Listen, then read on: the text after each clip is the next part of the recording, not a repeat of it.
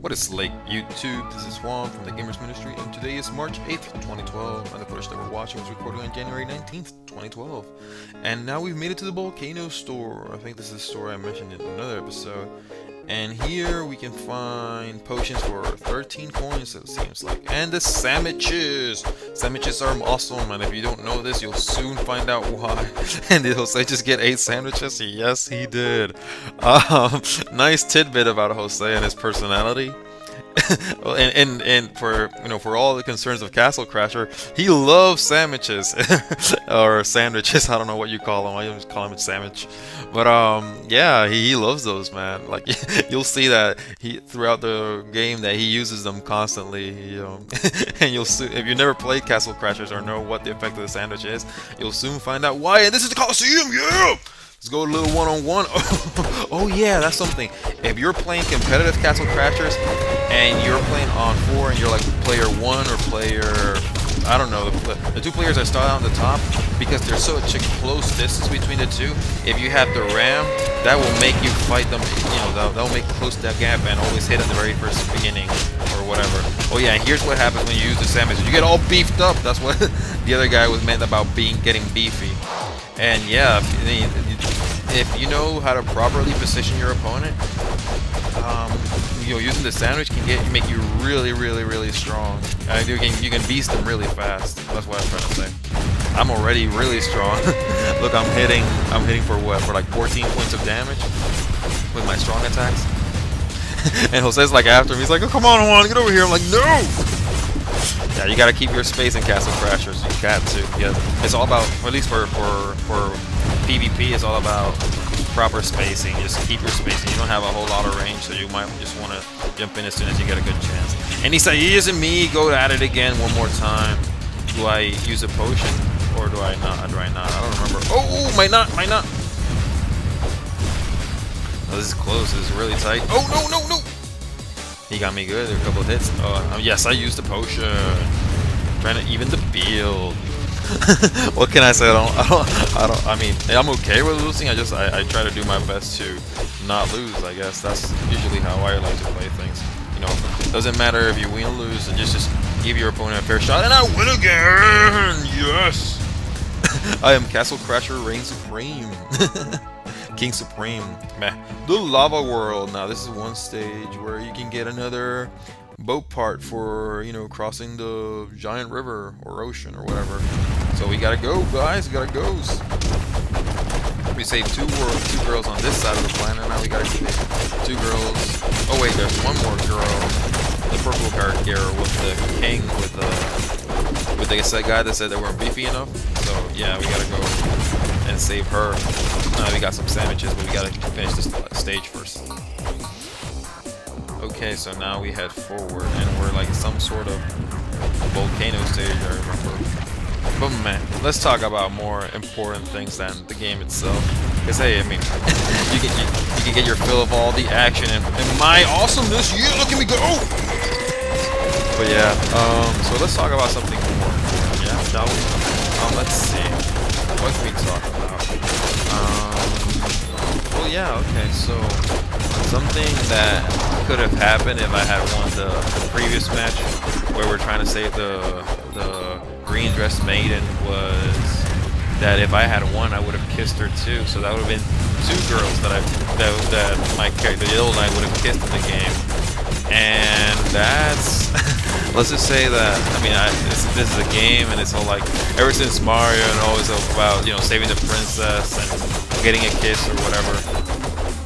Let's just simply make this clear that, let's talk about relationship and what God expects out of us from, as at least, let's put this in the male perspective, assuming that all these knights are males. Oh yeah, this is the symbol why, this is how you know that you need a sandwich. Oh yeah, look at this person. Like how he grabs it. Yeah, look at that. That metal door with a bread on it. Yeah, piece of bread on it. So yeah, that's how you know that you need sandwiches. So yes, let me talk to you guys. So in relationships, and this, I'll probably eventually get into a series about talking about manhood and what being a man really means. But in a biblical aspect of things, what God expects of us is that He expects us to be. What does it mean to be a real man? True story. Me.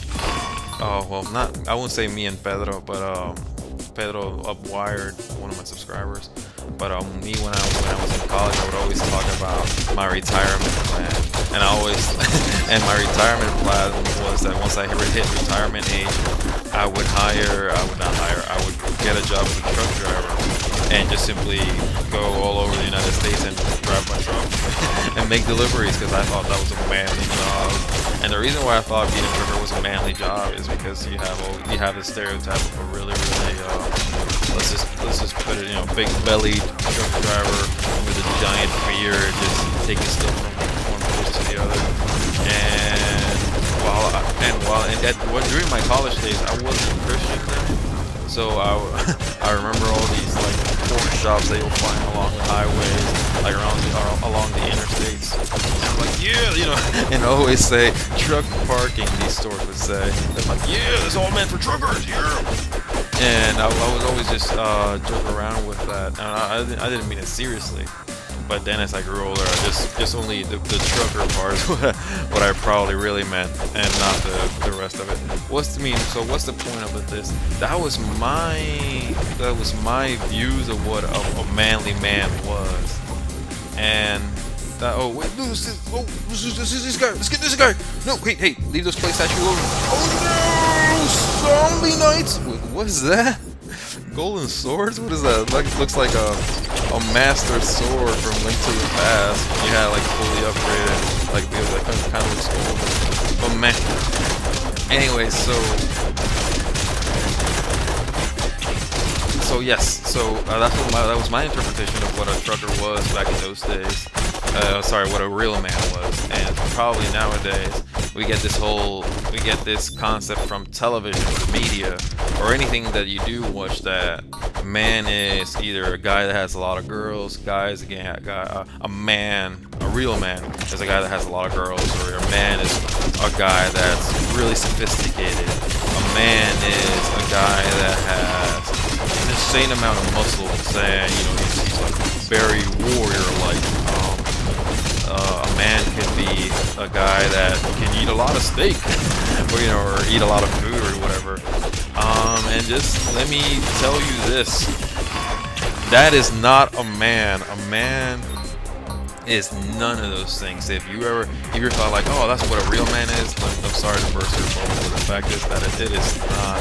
A real man, in biblically speaking, is a man that is a God-fearing man. And what I mean by that is a man that respects God, seeks communion with God, seeks an intimate relationship with God through prayer, through reading His Word and things of the sort. Whereas that is not the example of what we get today from the media. No, so that's what a real man is. When that man that we're talking about gets married, it also means about cherishing your wife, loving her, honoring her.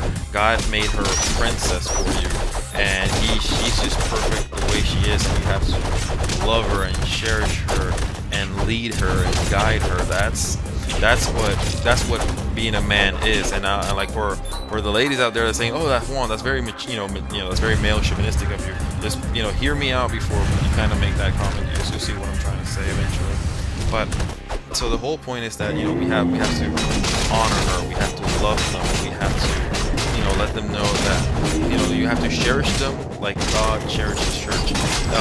God, for example, Jesus Christ is the ultimate example. When you fight the volcano, this is where the sandwiches come in, because you can't hurt the volcano without having a sandwich.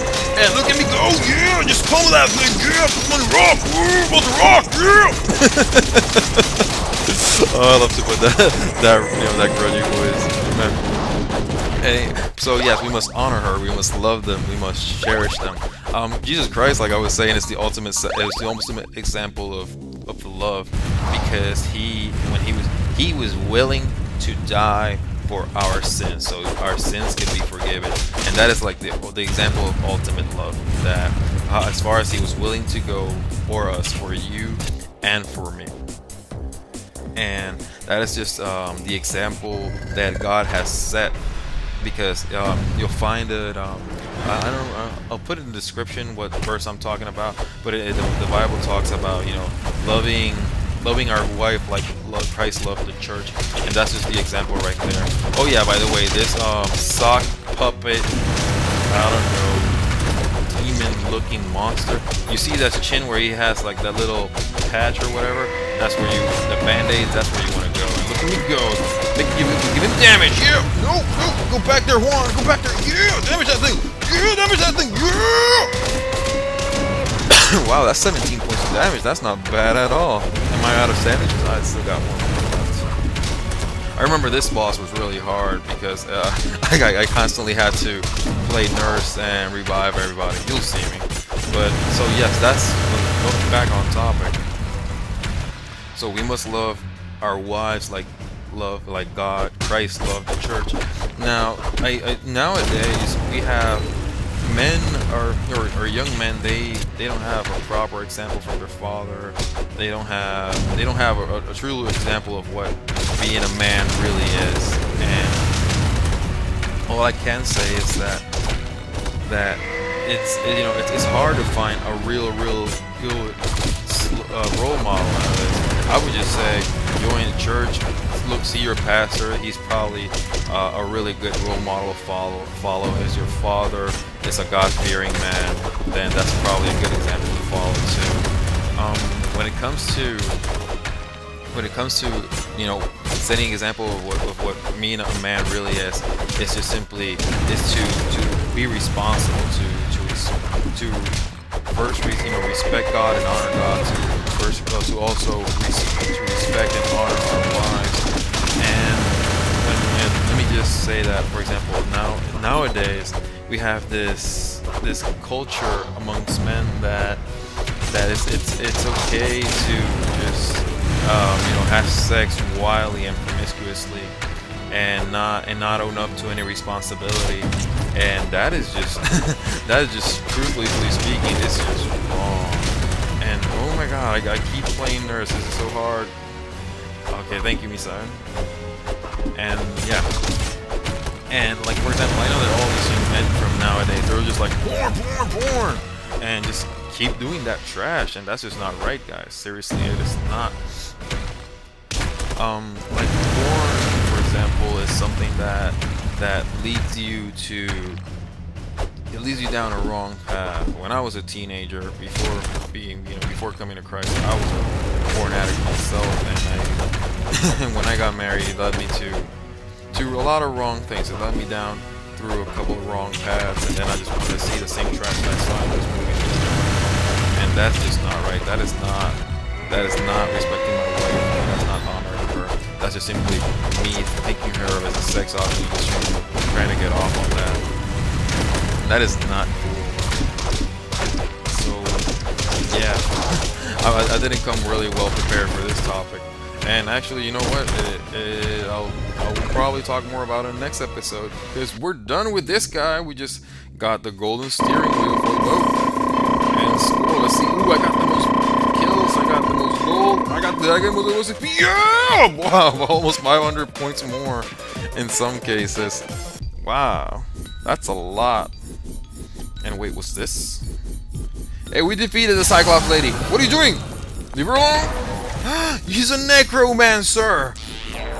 Remember we were talking about the other episode that God despises necromancy and finds that horrible, you know, abominable. Boom, he's a necromancer, so that's not cool. I got 4 points. I got more health. Yeah, I think I need. Oh, how am I feeling? Yeah, I'm feeling pretty cocky. I don't need the health. I'm putting it all towards strength. And yeah, you know what? I gotta go to work right now. It's 8:30, and although I don't have a starting shift time, I usually like to get in there before 9. So I'll do some research throughout the day and give you some more info during the night or during the afternoon when I record some more episodes. God bless you guys. See you then. Bye bye, guys and gals. Bye. God bless. Bye.